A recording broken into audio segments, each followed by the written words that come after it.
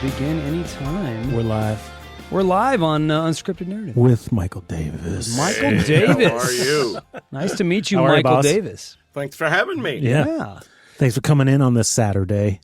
So hit me, because I have to tell you, whenever I listen to a radio show or anything like this, they always have this like, hey, how you doing? And there's all this like filler for like, like a minute or two. No, I'm bored. And when do I fast forward to get to the part that I want? So I want to be the person, even though now with my statement, although it's interesting, it's still part of the filler. Well, I don't want to be that guy or one of those guys. Here's the question. So start. What part do you want? I don't care. Just start. So because nobody cares about the, hey, how are you? They want to get to the meat of it, right? Here's the meat. Here's the meat of it. Tell me about those glasses. Panel? Tell me about those glasses and that they match your shoes. Your I just went up to San Francisco and with my son, and I went into the store, and I thought they looked really maybe too cartoony, but they're two-toned, black and turquoise, and I guess they're the only ones in North America. It's a place called Prescription. Yeah, Rims and Goggles. The guy travels around the world trying to cool his frames, and I think these are the only ones that are in the United States. And they match his Chuck Converse. So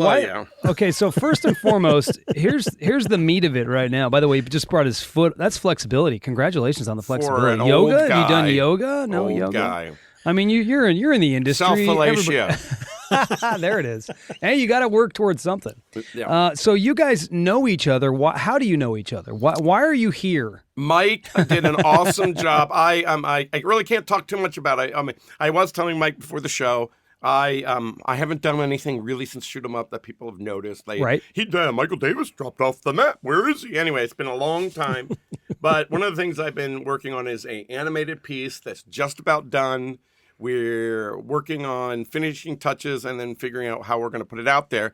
But Mike came in and did some of the sound design, did the entire mix on the piece, awesome. And a total genius on it, made it high-end, like big movie thing, and it was totally fun, and it was fun. The greatest thing because unlike most mixes where I sat in for like, whether it was like on my Charlie Band, early low-budget things where I had to mix a whole movie in a week, or Shoot 'Em Up where I was there for not that long, but 2 or 3 weeks. Yeah. The director's just sitting there eating M&Ms, getting fatter because it's bored. And you don't know when to say, can you fix that? Because they might be fixing something else. Yeah, right. Yeah. And so we did this thing where basically I'm not showing up. You just do the work, send it to me, and I'm going to give you my notes. Yeah. It's quicker and more efficient, and I don't have to sit there being bored and don't have to worry about being the jerk of... Dream client. It was super fun. Dream. It just, let me do the work. I did the work. And I'll put a video... Mm-hmm. Sent it to him, Dropbox link, he'd download, watch it, give me notes, and detailed notes. Oh, that's great. Not like generalized items. It would be at this time code, fix this sound.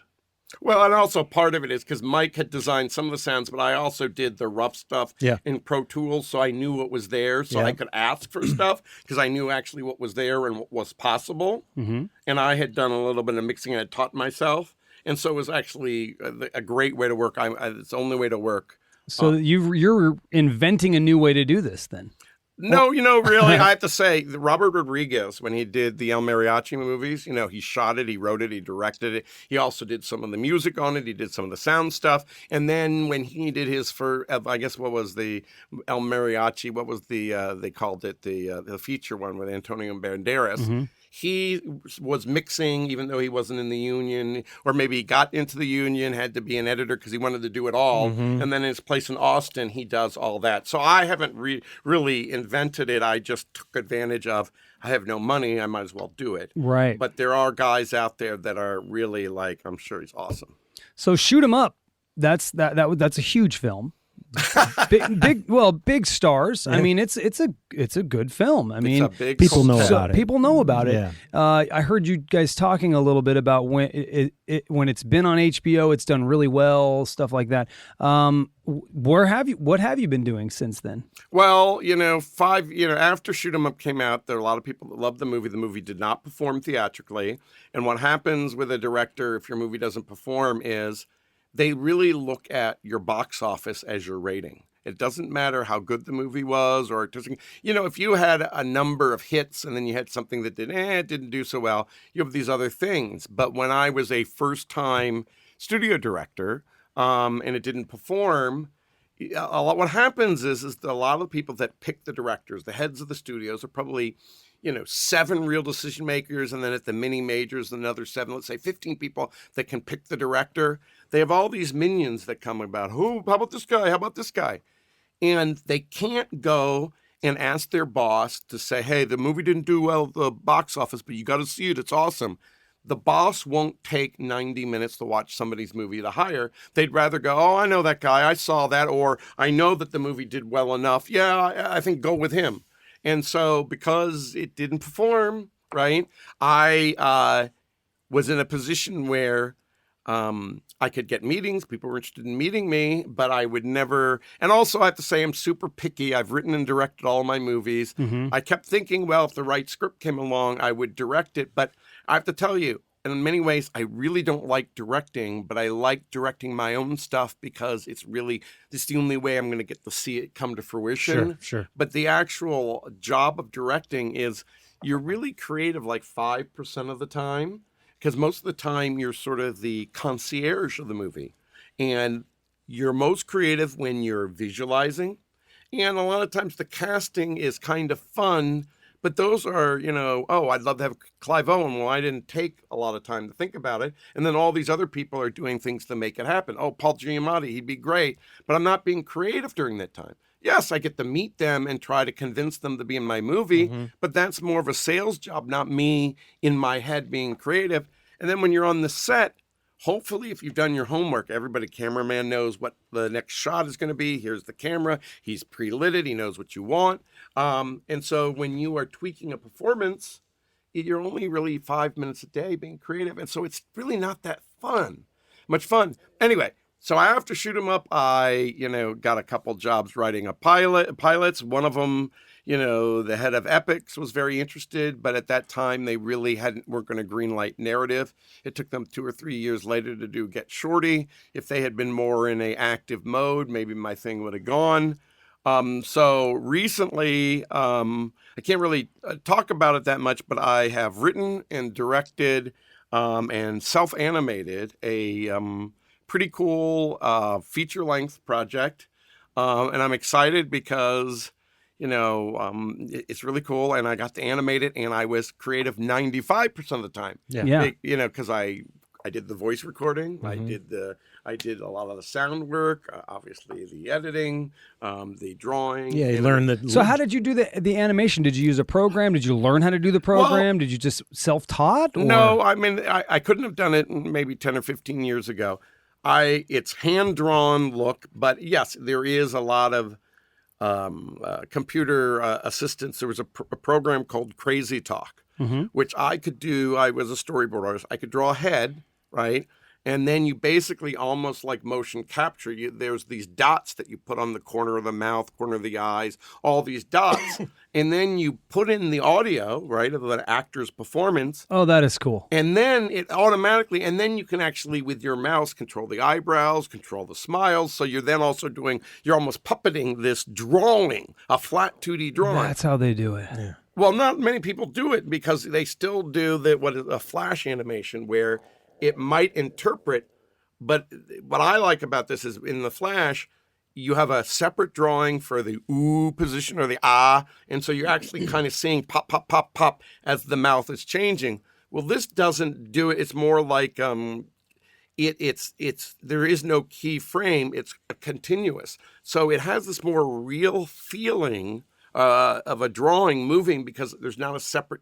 It's just kind of alive, almost like a motion capture. Right. And so then I had to do other things, like I had to, in some ways, traditionally animate or flash animate arms and gestures or whatever. But I was doing like 2 minutes animation a week, and of course it's not as good. But when they were doing hand drawn at Disney, the awesome animators, the star animators, would be doing like 3 seconds a week. Now, granted, it's way better than mine, but it's sort of in places it's better than Archer, in other places it's not as good as Archer, but it's certainly pretty cool looking. And the great thing about it is I feel totally in control. Nobody can stop me from making a motion picture because I can do everything. And again, that fits my personality. I do think the best directors out there are the ones, they love making movies, but they are more social creatures. And so all that downtime on the set, they use it to maybe make connections, bond with people, bond with the actors, which might help them get the next gig because the actor really wants to work with that guy because they got along. And I sound like I'm a really good chit chatter, but when I'm on the set, my parents taught me, well, if you're a big mouth, or I look like I'm a big mouth, but on set, I was taught it's better to be a listener. Nobody wants to hear you talk all the time. And so trying to be the cool guy, I'm always have this humility, right? Mm-hmm. And I actually don't like making chit chat because it's not nutritional conversation. Gotcha. So do you think that if the landscape was the same back then as it is now, maybe Shoot 'em Up might have had a different approach, a different, because they don't have to make it to the theater anymore. They can go streaming. Yeah. I think that it's interesting. Do you think it's changed? Does it feel different? I don't think it was too expensive to be made as a streaming movie. Okay. I did see that there's a Michael Bay movie that's on Netflix. It looks really big. It's called Six Under, right? And I'm like, okay. But there's some big, they're big movies but they're people with big names, right? I was kind of lucky that I got Shoot 'em Up going. Part of it was, and I benefited, is that New Line had spent all their money making all 3 Lord of the Rings movies. And they basically said, since we have no money to make movies, we're not developing anything. And then as they were coming up to the end of all that period of time, they go, we have no movies in the pipeline. And because my script had done very well over there, and they didn't want to do any development, they go, this thing's ready to go. But if the Lord of the Rings hadn't been made, I might not have been in a position where New Line was desperate. Right. The other thing that has been happening over the years in the business, and this was happening 10 years before Shoot 'em Up, is they said that the movie business was moving towards you're either a blockbuster, right? Or you're like these tiny, low budget, like the horror films that do really well. Mm-hmm. But the movies in the middle, the $40, $50 million movies, were going to go away. And the stars that were sort of actors that weren't like Tom Cruise or Tom Hanks were no longer going to get the money because they couldn't afford them. They would have to either go to TV or do the cheaper stuff. And so Shoot 'em Up actually was made sort of in the middle of when all that was happening. And I can understand that. The Marvel movies, you pay the same $10 to go and you're getting all this stuff. Yep. Even that movie that did well, Wanted with James McAvoy, was a $95 million budgeted movie. But people think that my movie was made in the same range because it was the same genre. It wasn't like gigantic special effects, right. But it was made for $30 million, mm-hmm. Right? It 1/3 the budget, right? But it's still, and I also think that people, the Liam Neeson movies, they haven't done as well lately because they're kind of tired. But when he first was doing those action things, like Taken or something like that, was kind of the exception to the rule. So I don't think that Shoot 'em Up, it was great when it happened, but I don't think I don't think a different time or place would make a difference. It is what it is. Gotcha. And the people that really like it, and and I also wouldn't be doing this cool thing now if the movie had succeeded in a medium way. What would I do? Like I interviewed for Red 2, right, the sequel that Red, which I actually like very much. And one of the execs, when I took the meeting, says, well, that was about one of the best director pitches I've ever had. And then I talked to him a little bit later. He goes, but I can't pitch you because your movie didn't perform. I can't get my boss to watch, your movie because he's too busy. And he also said, and I think this was helpful for me to hear, he goes, your movies, you've written and directed 7 movies, all have your signature on it. Yes, that's what I was going for. I've always admired directors that had a signature. Yeah. But we don't want a signature. We want somebody that's going to, execute the script. And I understand that. They want to pick somebody that's going to do that. At the same time, I'm like, the script is done. you're going to watch my dailies every day. If there's something in the one day of dailies, hey, that's too Michael Davis, don't do it again. What do you think? Do you think I'm going to really be able to change the script that's written? It's already cast. It's already got, Bruce Willis in it. It's already got cast. How am I going to change the tone so much to make it Michael Davis, right? But they're still so concerned that they get the right guy to fit their product, their brand, that they wouldn't want I could elevate the cool action and go, oh my God, it's so fun. And that scene was great. They don't really want that. They don't really need that. They don't want to take the risk of me doing something eccentric. Right. And so there are a lot of different things that happen when, unless you're Wes Anderson, right? Most studio movies are products. I mean, even look at, like, one of my favorite directors is Bob Zemeckis. And if you look, Back to the Future was sort of the culmination of all this stuff. But if you look at his stuff like Used Cars or I Want to Hold Your Hand, there is a Bob Zemeckis style of performance that is, I don't want to call it cartoony or camp because that would denigrate it. It's not. It's just this highly enthusiastic, energized, when Doc Brown, I'm sending you back to the future, but you still buy it in the context. It's realistic for Doc Brown. He had this style, right? But then as you go on and he does that, what was I can't even remember his later movies. They're more homogenized, right? I mean, he could never do that kind of performance in Forrest Gump. And Forrest Gump's a great movie, but it's not Bob Zemeckis' signature. And Forrest Gump was a great novel, so it really isn't even his. Stood alone. Yeah. And so a lot of these guys, I think somebody like Bob Zemeckis realize it's harder to write a good story and then get it through the machine and direct. I could sit around for 3 years as Bob Zemeckis even after Back to the Future and finding something awesome. Or if they're going to send me, hey, there's this, this movie with Tom Hanks in it and it could be Academy Award winner. Yeah, I'm in. Or they send him, I do give him credit for the CGI thing that he did with, Lieutenant Dan. What was anyway, he had that studio up there that he was going to do it. Lieutenant Dan didn't have any legs later on. Yeah. Oh, which one are you talking about? In Forrest Gump. I thought you were talking about Forrest Gump. Oh, okay. Yeah. But he did those CGI movies. He did the one with the naked fighting in it, the CGI. What was it, Beowulf? Right? Oh, and okay. did he do the Polar Express? Was that him? He executive produced Monster House, which I thought was really good. But again, unless it has the backing of a Disney or Pixar, sometimes these movies. Anyway, he was trying to do something where he didn't have to get up at 5 a.m. and go to the set and be quiet. Anyway. Yeah. I wish that Bob Zemeckis had more signature. Steven Spielberg's earlier stuff has more of a signature. Yeah. Somehow they get worn down and they just want to work. Yeah, right. And I find that boring. And my favorite directors are people, like Wes Anderson, or most recently the most awesome movie in the past 10 years was Jojo Rabbit. If anybody's seen that, I just got that as a screener. It's so awesome. Yeah, I've heard that. Michael, what was the thing that led you to get into this business? Yeah, that was going to be my question. I kind of was stupid. You read about all these guys like, Steven Spielberg was making. Thanks, Mom. Yeah, no, I was. I love going to the movies. I love James Bond, but somehow I didn't connect that there was actually a career or a job out there. Mm-hmm. Oh. And because I could draw, I'm good at drawing. I want to go to art school, right?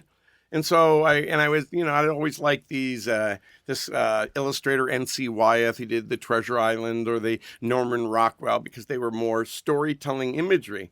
But even when I was going into illustration, there was no home for that storytelling illustration.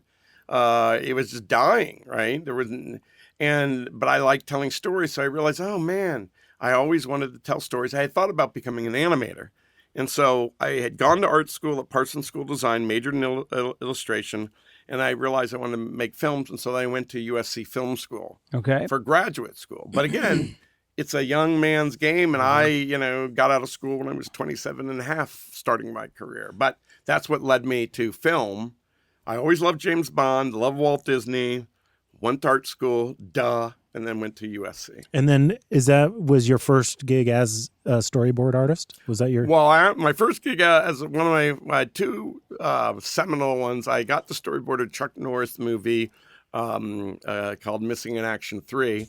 And it was kind of the one moment I realized it was sort of the signature moment of how my idea that I really wanted clever action, that I was tired of the boring action scenes. There's a scene where Chuck has rescued everybody and they're all in the truck and or plane, they're going down the runway, and there's one guy who can't make it, and the whole hand thing, right? Well, there was another guy in there who had a crutch, and Chuck takes the cane and redoes the extension and brings him in. And I go, oh, it's kind of clever. And the director, Joe Zito, really liked it. And then I realized, oh yeah, that's what I like to do. I also then was also lucky that I got to storyboard the second season of Pee-wee's Playhouse. Oh, nice. Wow. And so it was a combination of that. And I always thought, though, that drawing, and because I was drawing the vision of the show or the movie, would lead to directing.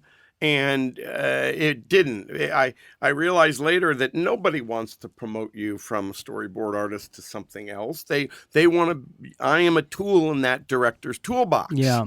And it's no good if as my career succeeds, then they have to find another guy that they have a relationship with. They got a hole in the boat. Right. And so I actually hated the storyboarding because you were going to talk about it. Like, the best director that I worked with in terms of utilizing me was Ron Underwood on Tremors, because he was the only director who had storyboarded, albeit with stick figures, every shot he wanted. But at least then I could take his 3x5 card. Okay, I'm going to draw that. But most of the directors are so busy because there's politicking, rewriting. Yeah. They're always, they just say, draw it how you direct it. Mm-hmm. But that's crazy because you could do, hey, this is a really dramatic scene and I don't want editing. I'm going to create this mise-en-scène one camera shot and it's all going to be one thing. Or you go, I want it to be this really intense, like you feel claustrophobic. Everything's going to be tight close-ups, right? But it's a lot of cuts, right? Or I'm just going to do it super simple, like it's standard, coverage. A director has to tell me that, or else I could take any scene in the script and I could come up with probably 50 on their own unique way of doing that scene. And then how do I guess what's in his head? And how are my storyboards going to be useful if he hasn't told me what he needs? So let's peel this back a little bit. Oh, what were we going to say? I was just going to say, so is there a time when you work with that director to actually get that information, and what would be why wouldn't you get it? Like, if you're that important of a person, why wouldn't you get that directly? Yeah, why wouldn't you get that? Well, a lot of examples is, like, it was 2 weeks after I'd gotten married and I got this call, hey, do you want to go down to Mexico and work on a John McTiernan movie? It's called Medicine Man. Oh, okay, it should be pretty good. So I can get on a plane, and all of a sudden I'm the only guy, because they had already started production, right? And apparently they had some locals that they hired, but the person wasn't cinematic. They were a great illustrator, but not. And so I got down there, and it was in the middle of nowhere. There was this condemned hotel that they had turned into the crew quarters, right? Everybody had bonded and made friends, and I'm as I told you, I'm not really good at chit-chat. And I meet John McTiernan. I love his movies. And he tells me, oh, do this scene, right? And I go, well, do you want to? No, just give me ideas. They all say they want ideas, because at a certain point, for them to direct me, they have to take the time to do the work themselves, right? To tell me and to get it in their head. And a lot of times, there's so much other politicking going on that they haven't had time to do the homework. So they don't want to meet with me, because they don't want to look dumb. They are great filmmakers, but they don't have enough information. But on that film, there was one scene that there was a big fire in the forest, right? And I think the producers wanted to lock John down about how big a scope is it going to be? How many nights are going to be? What are we going to see? How dangerous it's going to be? But he hadn't figured it out. But he goes, just draw how you direct it, right? Because he figured there might be a few key panels that he could say, But it was also a way for me to go away, right? And I'm not the best from an illustration point. I, like our Ninja Turtles, when I storyboarded, I could do like 120 panels a day. Most storyboard artists who are better draftsmen would do 20 or 30 panels a day. But I'm like, it doesn't matter how well I draw it. I'm supposed to give him ideas. So I came up with this really quick style. So I did the forest fire, and I really had done it in a day, but I kind of knew that he didn't want to see me that quickly. I did it in 2 days, and I showed him. He goes, what are you doing here? I thought I wouldn't see you for a week. So then he didn't like the way that Sean Connery had this sketchbook of all the Indians in the rainforest he was drawing. But again, the locals were so good illustrators, it didn't look like Sean Connery's sketchbook. So to start doing sketchbooks of the rainforest Indians. And then I'd bring him a stack. Oh, you're back again, right? Well, now do some. Sean Connery would run out of paper. He'd be drawing on leaves. So now go and draw leaves. And then I'd bring him a box of leaves. Go away! Right? But again, you know, Well, let me bring it back a little bit, Okay. because we have audience members that know a little bit about film and some that know nothing about film. What is storyboarding? What is the purpose of it? Because I love that you're talking about it, because we've talked to directors so far, and you know, you're looking at it from their perspective. I've never looked at it from a storyboarder's perspective. So this is really, really interesting to me. What is the job of a storyboarder, and just what's the process for you? Do you read the script? Do you come up with it from the script? The ideal idea of it is that, you know, film obviously is a visual medium, and for everybody to be on the same page of what is the vision of the director. Got it. Can we document that? Because a picture tells, worth 1,000 words. Mm-hmm. We can see what day do we need the crane? What day do we need the steady cam? Where should we park the trucks? Because he's only going to see this way. We're never going to turn around and point the camera so we can park the trucks back there. The drawings can help show the artistic side, but they also help from the technical side. Oh, this scene. So basically, the storyboards are basically static sketches of all the angles that the director foresees that he's going to shoot for a scene. Yeah, it's like a shot list on paper. Yeah. Right? It's like a picture book. Yeah, nice. And the best version of it is in the animation world with like Walt Disney or whatever. Mm-hmm. They would draw exactly what the animators would draw. So the drawings were even much closer to the vision, because you took a static drawing and then you saw it animated. Mm-hmm. And a lot of times the storyboard artists, they would have what are called pitch sessions where, hey, here's the script, but wouldn't it be funny if we had Donald Duck, you know, even though he's not, Mickey's talking, but Donald Duck has this trouble with the bee, and the bee is going up his thing. So even though Mickey's talking about something boring, we have this whole funny thing with the bee going on. Yep. And then they would eventually, because it costs so much to draw, they would make sure that whatever was in the storyboard was exactly what the animators drew. Now, if you picture that on live action, there's a lot more leeway, because you're not, an actor can do multiple variations. You can, you know, and you're going to have a lot more coverage. But even still, it's still, the idea is this is the vision that's in the director's head. Nobody, he can communicate that, so he doesn't have to tell everybody every single time they have a question. Do you have a meeting about the storyboards that you create? Do they exist in a specific spot somewhere where you can like go inside the trailer and you sit down and you guys have this meeting, and he goes blah blah blah blah, and you go, okay, fuck that one here. Well, yeah, sometimes I do rough thumbnails, but a lot of times it's more they talk generally about they want, unless it was like Ron Underwood, which was the best way. Yeah. And then some of these guys just want me to give them ideas. I see. Of ideas for angles, and sometimes ideas for comedy. Like I did this movie, Jack Frost, and there was this big chase where the bullies are chasing the kid and Jack Frost. And it was just it's a chase. Mm-hmm.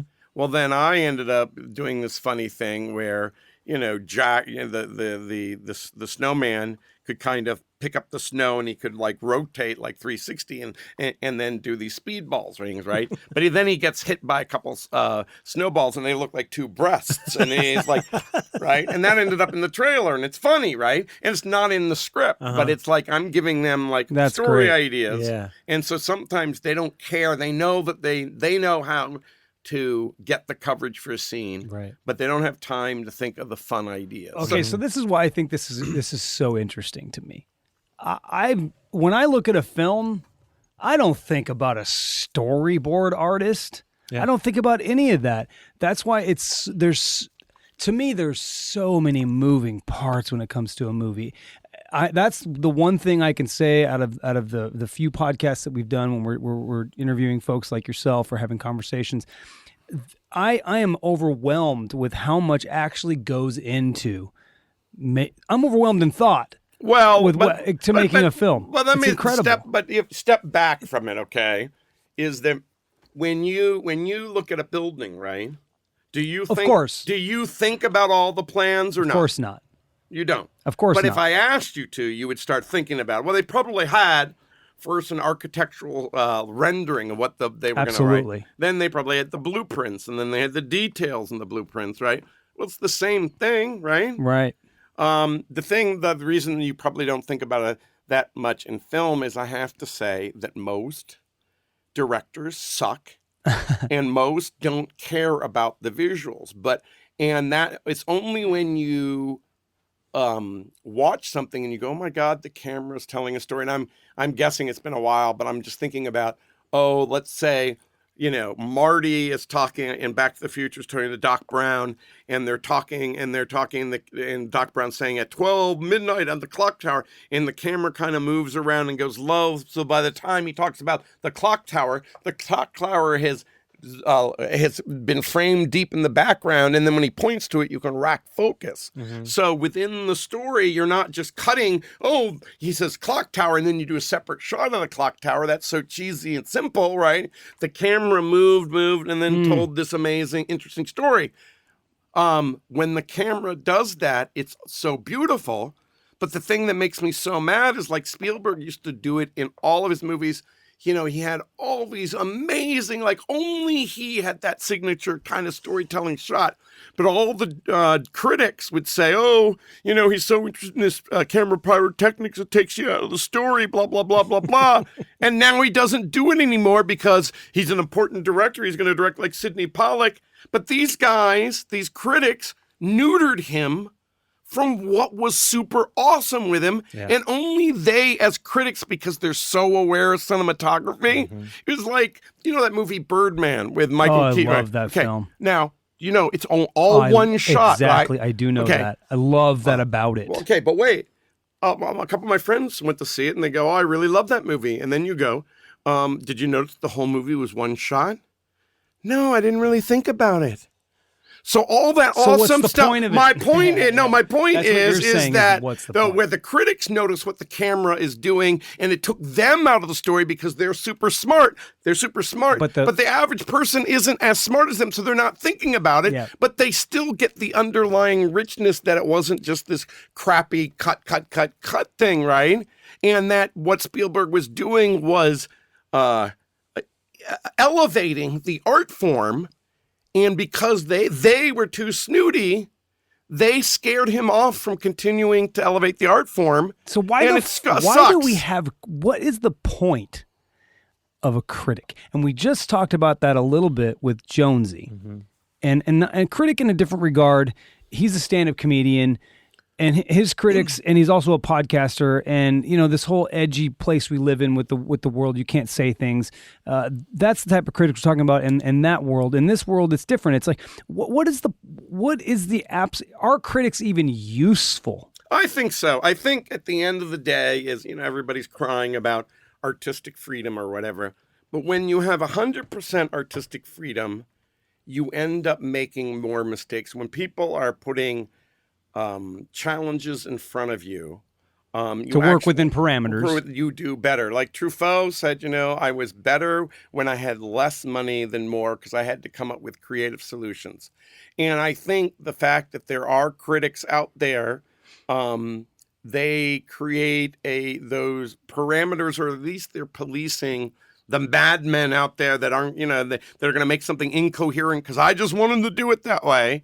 True. My frustration is, and again, it's an economic thing, like you go to the Rolling Stone, right? And they're going to have a heavy metal album reviewed. they get the critic that's the expert in heavy metal. They have a country album. They don't get the heavy metal critic unless he happens to be an expert in that too.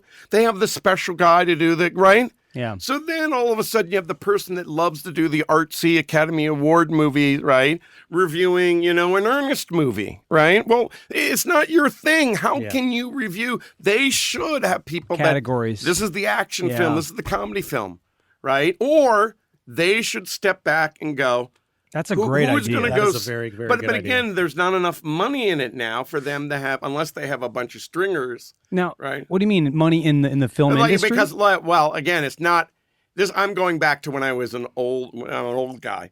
Like when you got the daily paper and you'd see Kenny Turan's review of the movie. You wanted to see what did Kenny Turan say about the color purple, right? Yeah. They had at the LA Times 2 to 3 regular reviewers, and that's it. So you couldn't have like the horror person, the action person, the comedy guy, the arty film, the indie film, the Academy Awards film. They couldn't afford to do that unless they were freelancers. But then the freelancers wouldn't have the mantle of I'm the reviewer for the New York Times. My review carries weight. It's changed now because nobody reads the paper. You have to go to a movie site. I don't know anybody who regularly gets their movie reviews from the LA Times or the New York Times. They either go to the places, but I also don't like the Rotten Tomatoes because again, it's an averager. You should go to people that you trust.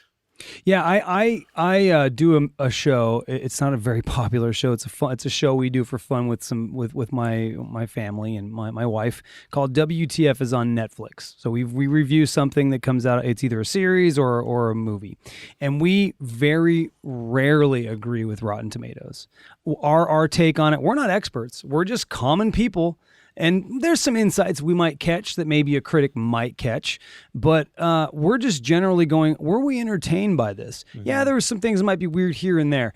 Were we entertained by it? We very rarely agree with Rotten Tomatoes. I think it's a horrible parameter. Is that a good word? A horrible judgment of what a good film is. Yeah. I've not found that I agree with them very, very often. But I do think now it's changed that the voices that are commenting are so dissipated that it is easier to find people. I liked what he said here. I like that movie too. You can find the person that you're more simpatico with, where it used to be there were a lot less voices. The problem is there's so much noise, right? That sometimes it's hard to find those people. And the average film goer doesn't really, they probably spend more time looking at a can of Campbell's soup and how many calories and carbs it has than, like, I had people that told me, I couldn't wait to shoot 'em up. I couldn't wait to shoot 'em up. And then I didn't know it was out in the theater and it was gone.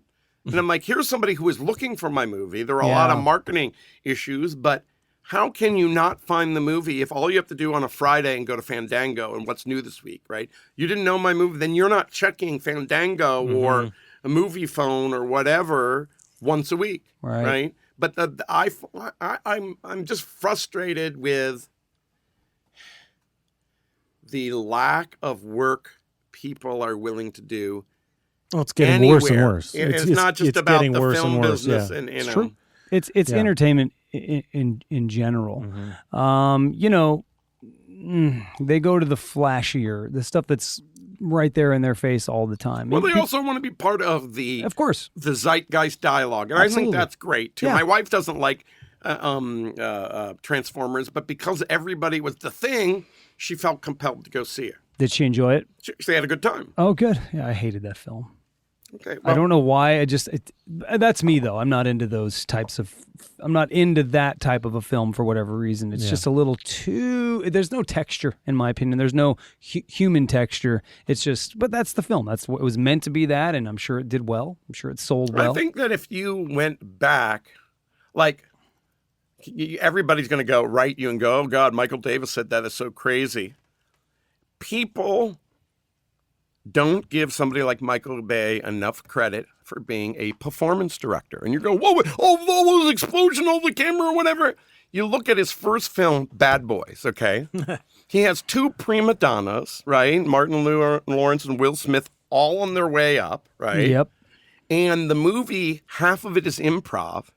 And most improv sucks because it's messy. It has it's like how I said at the very beginning of the show. We have all this talk right before you get to something that really means anything. If you were to do this, if you had a time crunch, you would cut all that out and you'd go, "We're here with Michael Davis. Hey, blah blah blah blah blah blah blah." Right.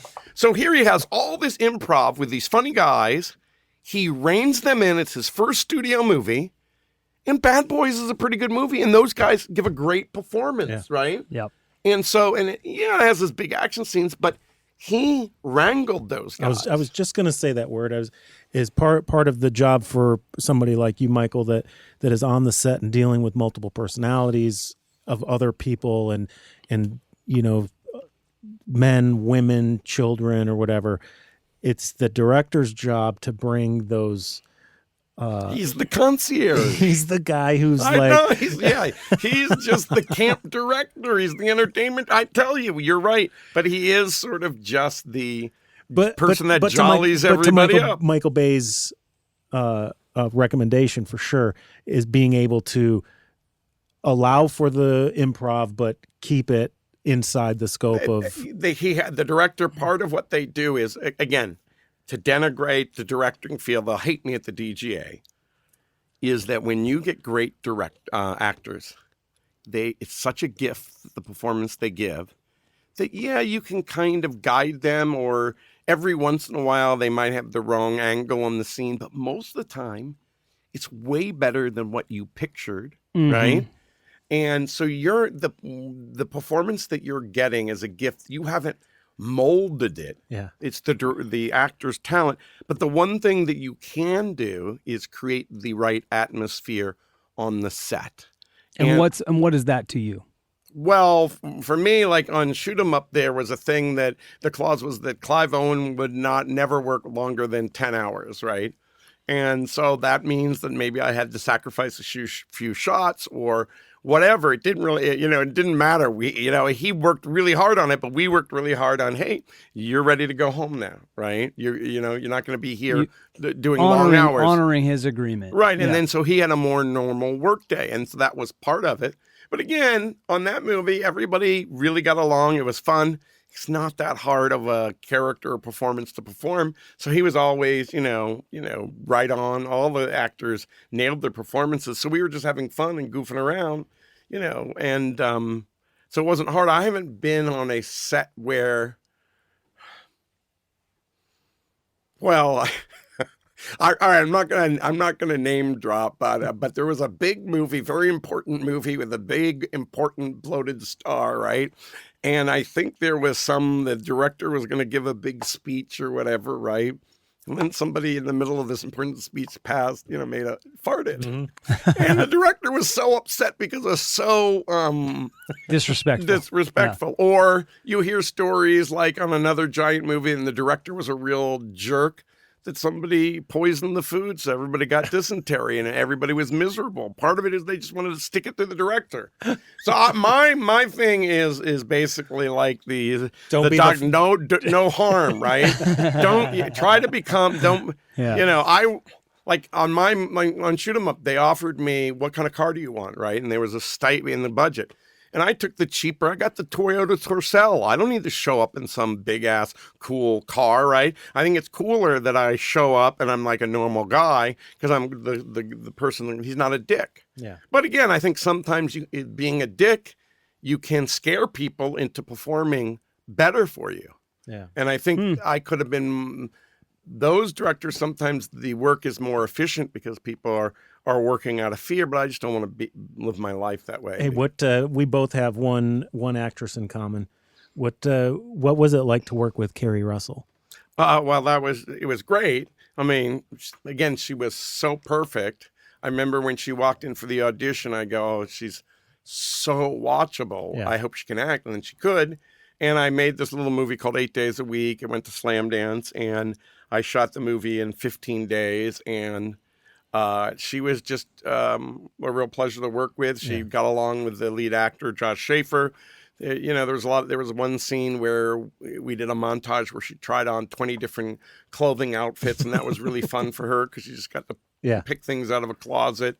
Do girl stuff. And do girl stuff. Yeah. And it was at a point where she hadn't gotten this was 6 months before she got Felicity. So she was somebody who was still, I'm sure she was this way all along, but at that point when they're hungry and they're not stars.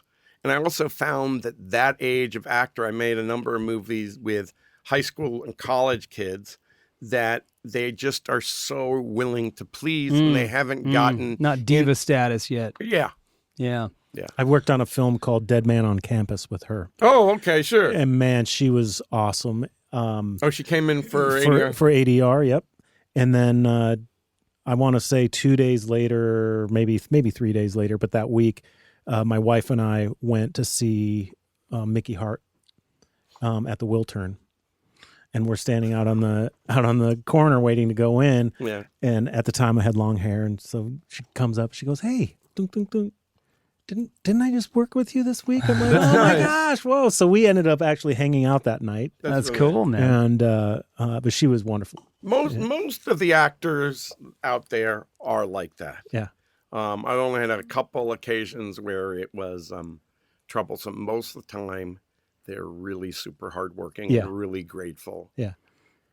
For what That's a joy, isn't it? When you actually get that and not the fuck you part of them. Yeah, it's a big But bonus. I have to understand. I mean, I think if going back to the theme of wanting to be creative all the time, you think about an actor, right? That can work often. First of all, they don't want to do something crappy because then it's going to hurt their career and then they no longer have any status. Yeah. So they sit around waiting for something to be sent to them, right? And then when they get to set, it's the same thing as me getting to 5 minutes of creativity during the day. They're in the trailer probably, 75% of the time. Wow. Yeah. That's crazy. And then in between gigs, it could be 6 months before they do another movie. So where do they get to do their creativity? Yeah. That is a great point.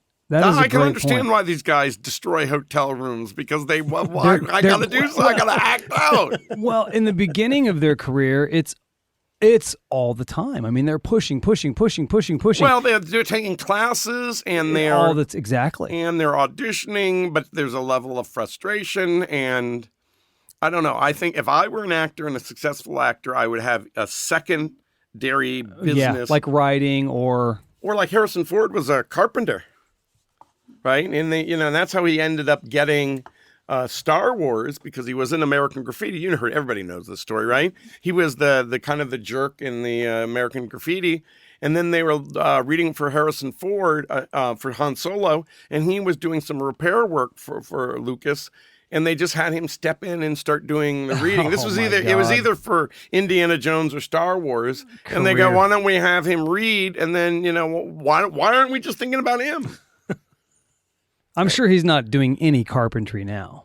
No, I don't know. Crashing Maybe airplanes. You're crashing airplanes, right? He came to. I work at in aerospace, and we work on a very important aircraft. And he came out. You have to have a clearance to work on to be around this aircraft. And one day there's this hush. Oh, there's someone coming. There's we have important people that come a lot, right? Because our company was trying to get a big contract and stuff like that too. So we're getting heads of state and stuff like that coming. You never know who you're going to get. So during this time, we're getting all these tours, and we're like, there's somebody very important in that building right now. Well, who is it? Oh, we heard it was Harrison Ford. No kidding. And so we went in. There's a big crowd around him, and he actually got up to go into the cockpit of the aircraft, and he said something really briefly. But I saw Harrison Ford there at work. He came to my job. He came to my job. But that's the thing is, in between jobs, he has time to go to your company. Because what else is he going to do? What else? And they let him, and that's awesome. I mean, it takes some of our people years to get a clearance to actually be able to stand around that thing. And I'm Harrison Ford. I'd like to go see the cockpit of that bad boy. Yeah, you know what I mean? Pretty cool. Yeah, pretty cool. So what is it about? What is your most favorite thing about this weird business, movie making? I mean, you say for you, total creative. Well, I don't know. More specifically, there's two parts. I love the screenwriting process because it's kind of a state of conscious dreaming where you are sort of the god. Anything can happen. And I also like the editing process because the stress is over where you have, 100 people working, and you have to get that shot before the sun goes down. That's all gone. And when you're cutting off the stuff that sucks and you're putting shot together, the reality now becomes real because you no longer have cameras and lights. It's just the world of the movie.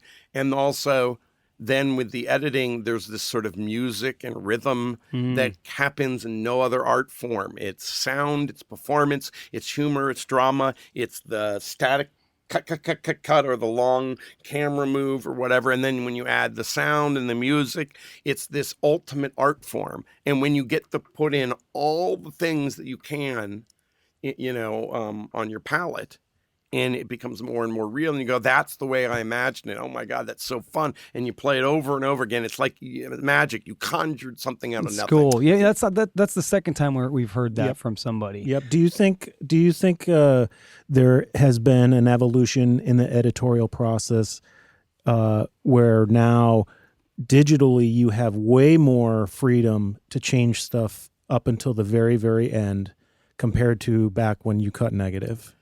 I have to tell you, I think that the footage kind of speaks to you. And yes, it's quicker and easier when you do it on film. But I think that most of the edits, because there's some great editing that was done prior to the digital age. I think the problem with the digital thing is it makes the people that don't know anything ask you to make more bullshit experiments, right? Yeah. And so in some ways it's frustrating.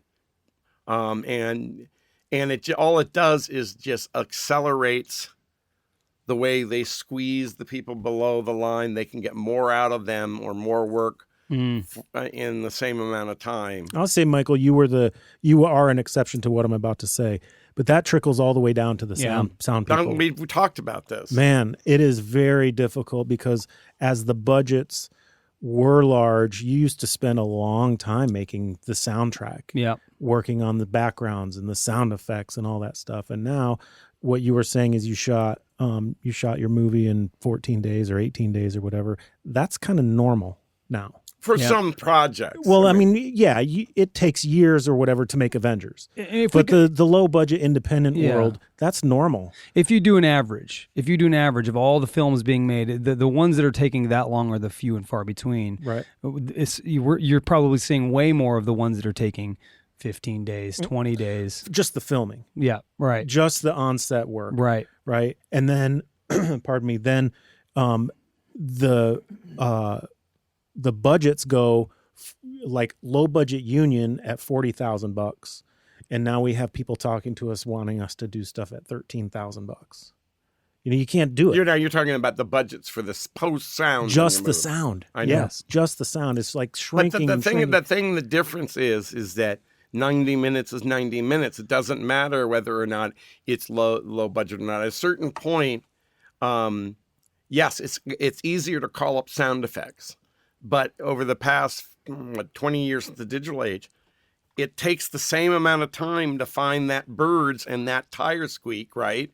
And putting it in there, right? And so at a certain point, there's only a certain amount of, and some of that stuff you can't use artificial intelligence on, right? And it takes a certain amount of time is time, but the time factor, the time doesn't change. But the money did, right? And so, so you're dealing with you're like the client is saying, I want all new sounds. Don't give me any of this rehash bullshit that we've heard for the last everybody's decade. heard. Yeah, the only difference is like I had very little. I was like one of those squeezing the money things. But instead of asking you to do it, I said, why not? Because now it's easy for me to learn and do. That's what I'm saying. Take that small amount of money, and rather than asking you to do all of it, I would do this amount. If the part that I have no skill, no artistry, no technical ability, can't do, right? Then I turn it over to the experts. And so, the thing that it helps, is that the filmmaker can do more of it. But when you're on a studio movie, you can't cross the lines in terms of the union work. Yeah. Unless you're Robert Rodriguez and you pull a fast one. but that squeezes folks like Michael. I mean, now there's less opportunity because the budget, filmmakers are trying to do it on their own. And so now he's got less work coming his way, and then his boss is probably trying to do there's much more negotiation happening probably to get projects. Have you found that, or do you think that there are more projects being made because more people can get films in the can more cheaply? Do you think it's affected your ability to get it work? Because at the end, you've got to do the fun part. Yeah, that's what I was saying about you being the exception. Okay. Because that project that we did together, it was a dream. I mean, you handed over all the creative juice to me. Like he took it to the A and handed it to me at B and said, bring it to C.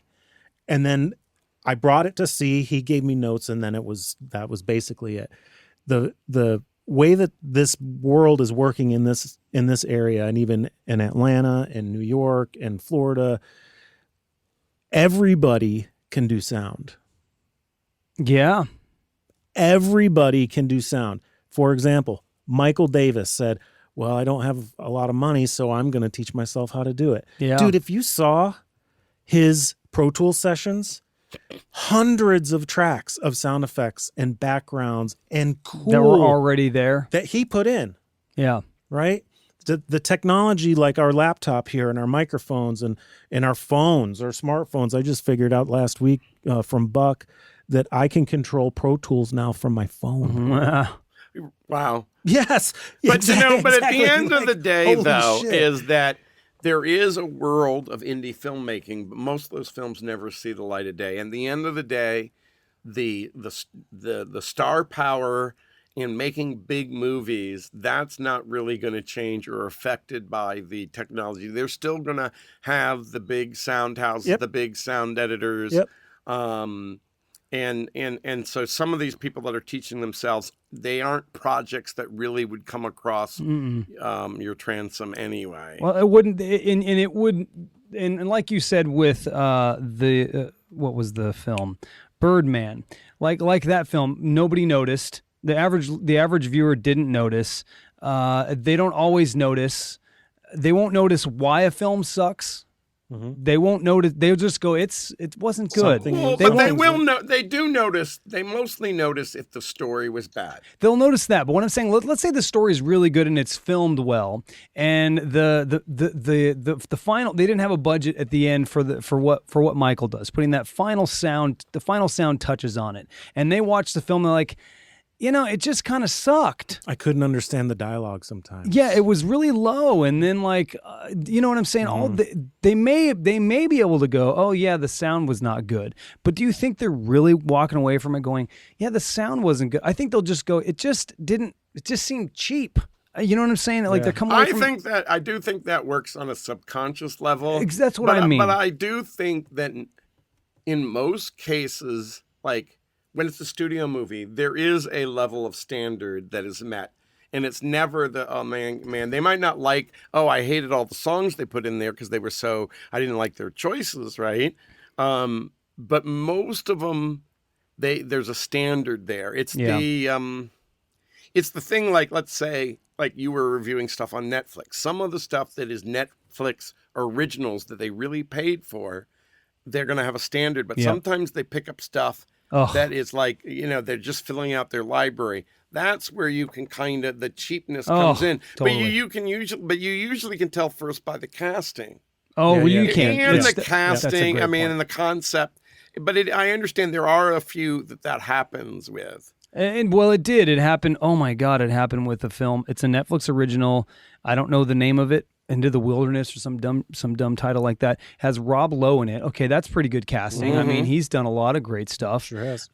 It was so bad. Yeah. It was so bad. Some of the ADR in it was just, I could tell. I have a sharper eye maybe than most, but you're like, that they did not say that right there. Right. They did not say that. It was so cheesy, Hallmarky bad, and it's a Netflix original, and they're promoting it, and it's got Rob Lowe in it. So it's like, there was a moment after watching that, I was like, what are we just kicking out shit? Yeah. Are we just kicking out It's shit for the sake super of kicking things out? Yeah. I don't get it. Yeah. Well, you know, where were the critics on that son of a bitch? Well, Well, now you'll see that the critics don't matter in that They world. don't, because Netflix is In that putting world, their money where their mouth is. It's Yeah. exactly it. They're putting the budget up. They're paying for it. They're releasing it on their platform. They don't give two shits. But you remember the days you went to Blockbuster? I think there is the certain. I have this theory, okay, that like with genetics, right? You have a certain amount of people that like outdoorsy stuff. There's a certain amount of people that like indoor stuff. There are people that prefer English class to math class and vice versa. Yeah, right. And every generation, there's roughly the same proportion, Yeah. right?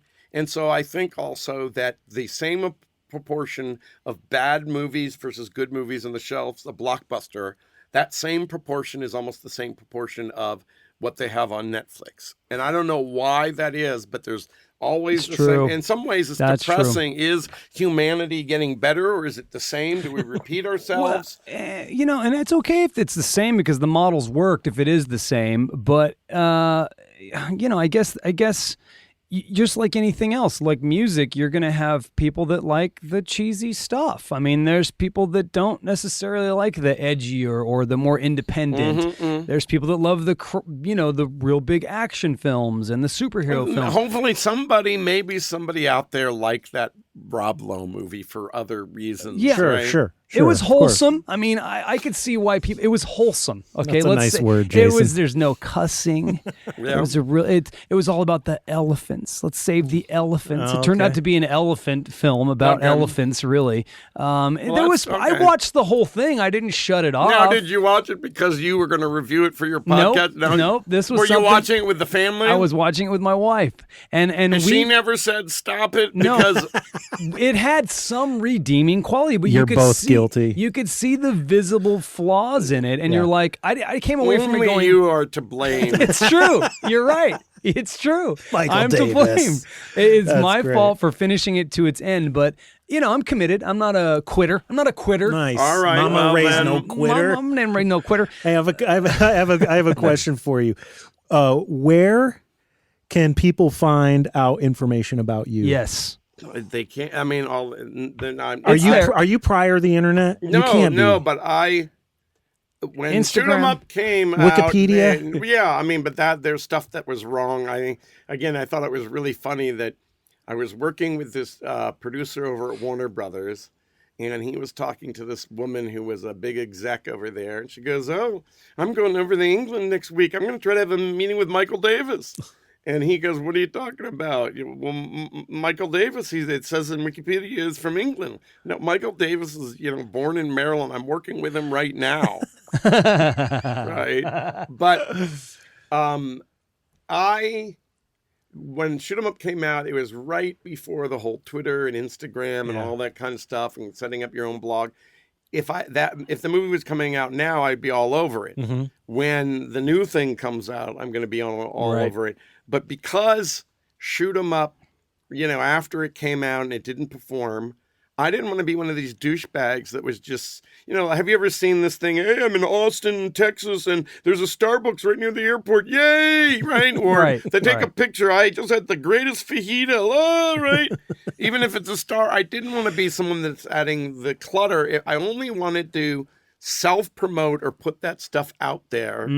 But I would love to. But there's like a video I did. My friend Jack Perez was doing a web series for Berman Braun, and he did an interview with a bunch of filmmakers, and I did a piece with him, and it's kind of like was like this or whatever.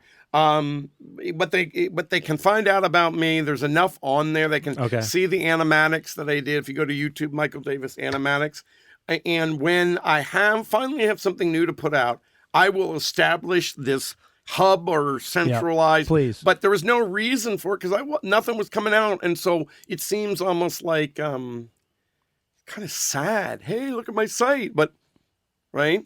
But well, dude, not necessarily. I don't. Yeah. Well, okay. So, because I mean, we have not had to work hard to have a conversation with you, and there are people that you have to work hard to have a conversation with. You got to pull it out. There's personality behind who you are, and I'm not saying you have to sell your personality, but sometimes this is a weird business, and you a lot of ways you do. Yeah. I'll tell you, I would have loved to have seen a picture of those damn glasses right next to the Chucks that you're wearing. You know what I'm saying? Right, on your Instagram. This is how I'm rolling on Wednesday. See what I'm saying? Right, but the thing is that there's no reason to generate I want to save all that stuff. But you're the reason when that would help. I get interest to the project. Then the thing is I would become this personality that was a personality with no substance because I wasn't making anything. Like there was a period of time. I think later on he kind of reinvented him. Like Kevin Smith, after he did the Bruce Willis movie and he realized, hey, I'm not a studio guy, right? He was on Superman for 5 minutes or whatever, right? And then these guys were using social media, but he wasn't like, he wasn't creating work or what wasn't relevant. And then all of a sudden he had a TV show, and then he has a daily podcast or whatever. And then he's going to do Clerks again, and all that stuff feeds. Exactly. But all that stuff helps him now as he's bringing his product out. It all becomes interesting. But I don't want to be just and there was an element like even Tarantino and Kevin Smith like being personalities, just like public figures. Right. I don't want to be that guy. I'm about what I create. And because I wasn't making anything or didn't have anything in the pipeline that was going to come out soon, I felt like it was sort of dishonest to have people interested in me when there was nothing interesting coming out from me. So, it's just too much. Everybody's branding themselves. Everybody's hyping themselves. Why do they need another person out there hyping themselves? It's just, too many. It's the problem. Because you're incredibly entertaining. Yeah, well, I know, that's what I was just going to say. Michael, then I would just be... Michael, you are extraordinarily interesting. And I mean to the maximum. You're a beautiful human being. Well, you're insanely smart. Yep. You make great art, and you have opinions, and people want to hear those opinions. I was talking to my fellow co-hosts about this. Maybe sometimes people with a strong opinion, they can be polarizing, right? But who wants to listen to a person? Even let's just pick sports radio. Who wants to listen to a person on sports radio that's always in the middle? They don't have a strong opinion about anything. People who are entertaining, they're not compelling. They're not compelling. Even if you don't like their opinion, you're listening. Yes. Right? And obviously, just in this little bit of time meeting you, you have a strong opinion and a really good way of putting it out there, of drawing a picture with your voice. But what's interesting, though, is that I've heard differing stories about like, we didn't hire that guy because we think he's hard to control, right? So then he wouldn't get hired. Or I heard stories like, why did they hire that director? Because he was already a maniac and a jerk. And the executive says later on, this is the reason I hired him is because later on I could wrangle him, and then I could help my career because I can say this is what I did, because it's harder for executives to claim what did I contribute to this picture, and they wanted to have the director, the difficult director, so that they could get a feather in their cap of making him work. They made it work, But again, not to be political, but then you look at these people on the left and the right with like their radio shows, right? Yeah. And yes, they have this certain opinion, right? But they're going to probably sell it harder to be more controversial and more listened to. Potentially. But you also go, like, you take these people and you go, you're going to pay me I'm going to make $10 million a year to spew this bullshit. Yeah, I kind of believe it, but I'm going to make it more bullshitty. Yeah. But it's $10 million, and they're going to be people that are going to pat me on the back for it. It's easy to fall into the rut of believing your bullshit when it's for the money. I wonder whether or not, if these people were not getting paid anything, whether they really would be this caustic or extreme. I don't know. I don't know if I agree with that. I think as a listener of podcasts and a listener of personalities and people, there's a believability. It's no different than a really good actor. You can tell whether they really did not believe their role or whether they really, really did. Because you don't even consider them as the actor that they are anymore. They are that character. And I think people that are doing it right are the people that are true and honest to themselves. And they really believe but their I also opinion. do believe they're a product of their environment. Like my You're right. father-in-law grew up, his father was a Democratic mayor of a very, very small town. Then he went to work for a big company, and he was sort of one of the suits. And because he's there day in and day out, and he's one of the suits, he moved from being a Democrat to being more Republican because he was part of a different culture. And even at first, if he didn't believe them, but you're going to lunch with them all along, at a certain point, you can't be quiet all the time. And then all of a sudden, when you start hearing it, there's also this neural pathways. And if you're only hearing a certain stream of way of thinking, the culture that you're in might not move you 180 degrees, but it moves you 30 degrees. You're like a chameleon. You become a part of it. You become to adapt because it's just you want to fit in. Mm-hmm. And I think that can be great in some places and other places not so good. Well, listen, I would love to be able to go somewhere and to see live updates on Michael Davis. Yeah, absolutely. Me too. Well, maybe when my new thing comes out, I'll be much more active. That's really, I hope so, because I feel like I've gained a lifetime friend working with you, right? And, just staying in touch, even texting like we do. Well, you've been a great friend, and I've learned a lot from you, and it was one of the best artistic experiences, and that's what I live for. Yeah. And so we're going to work together again. We're going to pal around some more. Yeah, and, that's great. And I really appreciate more Mediterranean dinners. Absolutely. That sounds tasty. Cool. But yeah. All right, well, let's get into some rapid fire questions. So Okay. basically what this is, Michael, is Jason's going to present you with options. Like he's going to say, do you prefer morning or night? That is one of the questions. Okay, all right. Too. And so you're going to then you just give us your opinion. We talk about it. But do you want me just to answer and then he moves on like rapid fire, or he wants me to talk about it? Yeah, I'm actually going to... But do you want the high energy, like on those game shows, like how many questions can you answer in 30 seconds? Or do you want me, just answer It's honestly. like it's a longer version of what's your favorite word on the Actors Studio. Yeah, exactly. We grow our responses organically here. Okay. So if there's more that needs to come, more can come. In fact, I think Jonesy answered one of the questions, and it was probably about 10 minutes of talking about it. So that's the kind of stuff we're talking about here. In fact, I probably should change the name to like random questions instead of rapid fire, because there's nothing rapid about this shit ever since we did there it. you go. Another part of the discussion. It's just another thing how we end it. We like to do this kind of thing. It's kind of like the desert island questions, sort of. Well, it's almost like your show is called Unscripted Narrative, right? And so you could be random thoughtful questions or something like, again, is like the two things that go. I like it. That's great. I like that. See? Yeah. Michael Davis. He just storyboarded the shit out of that. All right. So here we go. Where would you visit if you had the chance? Where would you visit maybe that you haven't? Well, there's apparently some great James Bond museum in Switzerland that they built on the place that was going to be like Piz Gloria on Her Majesty's Secret Service, and you have to go up there and like in a little skyway tram up to the mountains in snow, and it's in Switzerland, and it would be like really a fun kind of trip to do. Cool. All right, that's a good one. Are you a morning person or a night person? Night person, but I'm not one of those people that are crabby in the morning. I can and. I have to say, I used to not be a morning person. I don't know what happened 10 years ago. Maybe my meds changed or whatever, but I'm like, I wake up, and part of it is because I don't have to drive anywhere to work. So the moment my mind is engaged with art, doing my art, which I can do in 20 seconds moving out to my garage, I'm alert and I'm in a good mood. That's awesome. But I can work late too. How early do you get up? There was a period of time on that last project, I was getting up at 5 a.m. and going to bed at 2 a.m. and I'm making my own deadlines. It's just that I couldn't wait to get back to work. That's exciting. Fun. Yeah, that's so Nothing cool. better than doing something that you really are excited to do, because time goes away. Time goes away, and actually you just want to keep doing it. Yep. It's great. All right, where would you want to retire?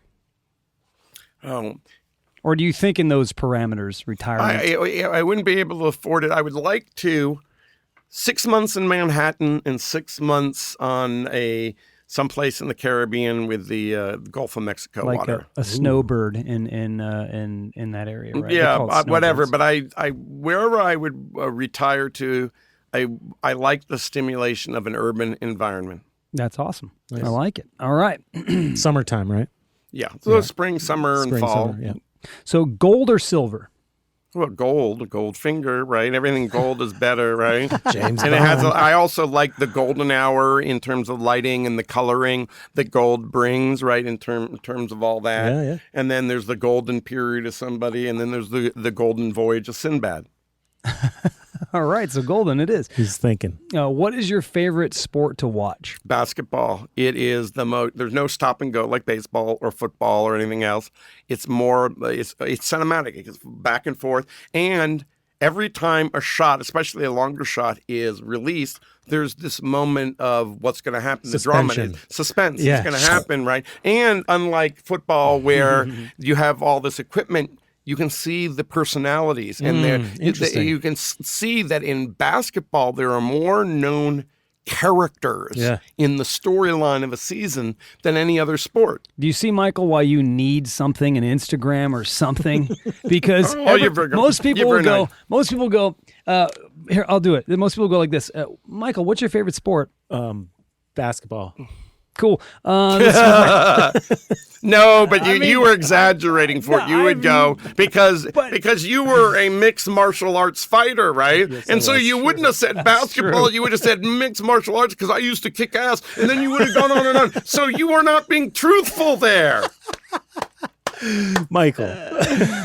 right? Oh gosh, that was great. All right, what is the last thing you liked? Here we go on social media. What was the last thing you liked? And what's your social media of choice? First of all, what do you even use it? Do you use? Well, I don't even. Would you call this? I go to a site at Vimeo called Everything Animated because That's social media. Technically, I don't really communicate with it, but I see what's new in animation that's coming up.